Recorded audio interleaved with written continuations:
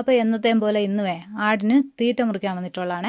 അപ്പോൾ ഇന്ന് വേപ്പിൻ്റെ ഇലയാണ് മുറിക്കാമെന്ന് വിചാരിച്ചിരിക്കുന്നത്. അപ്പോൾ ഇത്രയും വലിയ മരത്തിലൊന്നും മുറിക്കാൻ പറ്റത്തില്ല. അപ്പോൾ ചാഞ്ഞിരിക്കുന്ന കൊമ്പുകൾ ചെറിയൊരു തോട്ടക്കൊമ്പുണ്ട്, അത് വെച്ച് ഒടിച്ചെടുക്കാനായിട്ടാണ് വന്നേക്കുന്നത്. അപ്പോൾ ഈ മഞ്ഞുകാലത്ത് ആടുകൾ ഏറ്റവും കൂടുതൽ തിന്നാൻ ഇഷ്ടപ്പെടുന്ന വേപ്പിലയാണ്. അപ്പോൾ ഇവിടെ കൂടുതൽ കൊടുക്കുന്ന വേപ്പിലയാണ് ഇപ്പം. പിന്നെ ഈ മഞ്ഞുകാലമൊക്കെ കഴിഞ്ഞിട്ട് ഇല പൊഴിയുന്ന സമയമുണ്ടല്ലോ, ആ ഇല പൊഴിഞ്ഞിട്ട് തളിർക്കുന്ന ഇല പിന്നെ ആട് തിന്നാൻ ഇഷ്ടപ്പെടത്തില്ല. ഒട്ടുമിക്ക ആടുകളും തളിർത്ത ഇല തിന്നാറില്ല. പിന്നെ ആ ഇലയൊന്നും മൂത്താലേ തിന്നത്തുള്ളേ. അപ്പോൾ ഇതിൻ്റെ അടുത്ത് കണ്ടോ കുറേ ചോളം നട്ടിട്ടുണ്ട്.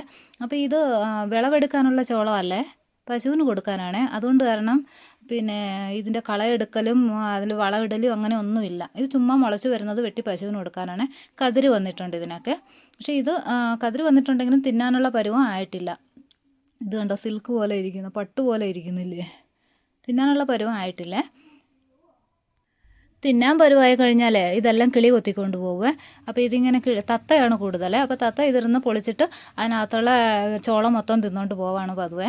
അപ്പോൾ പച്ചയ്ക്ക് തിന്നാൻ നല്ലതാണ് കേട്ടോ. ഇത് നമ്മൾ നെല്ലിൻ്റെ കതിര് വായിലിടുമ്പോഴത്തേക്കുള്ള ഒരു ടേസ്റ്റ് ഉണ്ടല്ലോ, ആ ടേസ്റ്റാണ് ഇത് ചെറുതിലേ തിന്നാൻ. അപ്പോൾ കുറേ വേപ്പില ഞാൻ മുറിച്ചെടുത്തിട്ടുണ്ട്, തോട്ടക്കൊമ്പ് വെച്ച് മുറിച്ചതാണ്. ആരെങ്കിലും കയറി മുറിക്കാനുണ്ടെങ്കിൽ കുറേ കിട്ടും കേട്ടോ. അപ്പോൾ ഇത് 1-2 ദിവസമൊക്കെ വെച്ച് കൊടുക്കാൻ ഇത് മതി. പിന്നെ അതിൻ്റെ കൂട്ടത്തിൽ വേറെ കുറച്ച് പുല്ലും കൂടെ മുറിക്കുകയാണെങ്കിൽ അത് മതി. അപ്പോൾ ഒരു ചോളം ഞാൻ ഒടിച്ചെടുക്കാമെന്ന് ഓർത്ത് നോക്കാമല്ലോ എത്ര വിത്തോളം ആയിട്ടുണ്ടെന്ന്. അപ്പോൾ ഇതൊന്നും പരുവായിട്ടില്ല എന്ന് എനിക്കറിയാം, എന്നാലും ഒന്ന് മുറിച്ചതാണ്. ഏതായാലും ഇത് ഇതേണ്ടേ കണ്ടോ, പാൽ പരുവം പോലും ആയിട്ടില്ല. അങ്ങനെ ആയാലും തിന്നാൻ നല്ലതായിരുന്നു കേട്ടോ. ഇത് ഒരു പരുവം ആയിട്ടില്ല.